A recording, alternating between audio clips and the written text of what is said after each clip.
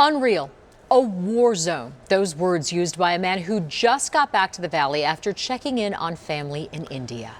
That country in the middle of a devastating wave of the COVID-19 pandemic. There have now been more than 24 million cases, and daily deaths continue to break records. Tonight, our Sonu gives us a new perspective, showing us the COVID crisis through a family's eyes.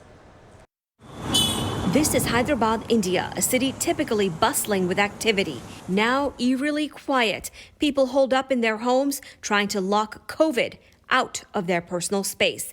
It is not the India Sudhakar Gopal remembers visiting in years past. Literally, I can describe this as probably the worst month of my life. I've seen a lot of stuff. I've lived around the world, but this was literally like being in a movie, in one of those apocalyptic movies.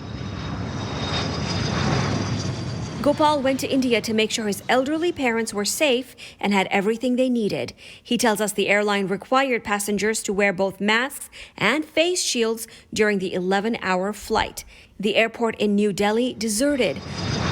Once on the ground in Hyderabad, Gopal was thankful to see his parents were fine, but other family members did not fare well. I had an entire family who unfortunately passed away because of COVID in a span of 2 days. While driving around trying to get doctor's appointments for his parents, Gopal describes the chaos he witnessed. ER doors are shut because there's just no capacity, there's no room to take any more. There's a huge crowd in the parking lot.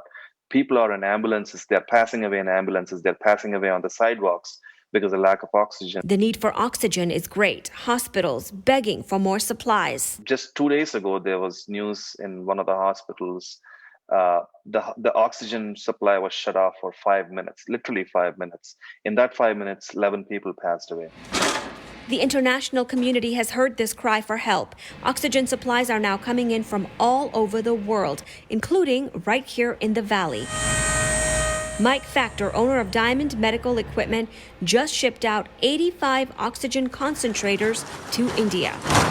My hopes of contributing these products is to find some relief in the suffering and to save lives in India. Gopal says he is touched to see the level of support going to India, but right now, we haven't even hit the peak in India. He agrees every little bit helps as this crisis in India continues to unfold. Sonu, ABC 15, Arizona. Well, your hearts go out to all of the families here in the valley and in this country who have friends and relatives in India right now. Yeah, just a worldwide crisis. And Sonu has put together a list of several ways you can help the crisis in India. Just click this story on abc15.com.